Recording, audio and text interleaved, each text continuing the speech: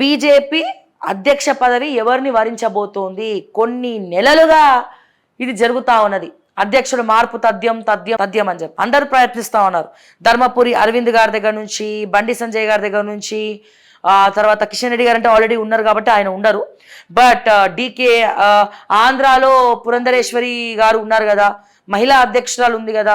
So ఇక్కడ DK అరుణకి ఇస్తే ఎట్లుంటుంది, డీకే అరుణ గారికి ఇస్తే ఎట్లుంటుంది? సో అట్లా డీకే అరుణకి ఇద్దామా, రఘునందన్ రావు గారికి ఇద్దామా, లేకపోతే ధర్మపురి అరవింద్ గారికి ఇద్దామా, లేదా ఈ ఎటువంటి కాంట్రవర్సీస్ లేకుండా రామచంద్రరావు గారికి ఇద్దామా? సో ఇట్లా బీజేపీ రకరకాలుగా ఆలోచిస్తూ ఉన్నది. సో ఒక పెద్ద హాట్ క్వశ్చన్గా అయిపోయింది, బీజేపీ అధ్యక్షుడు ఎవరు అంటే. ఎక్కువ నాకు తెలిసినంత వరకు డీకే అరుణ గారు, ధర్మపురి అరవింద్ వర్సెస్ రఘునందన్ రావు.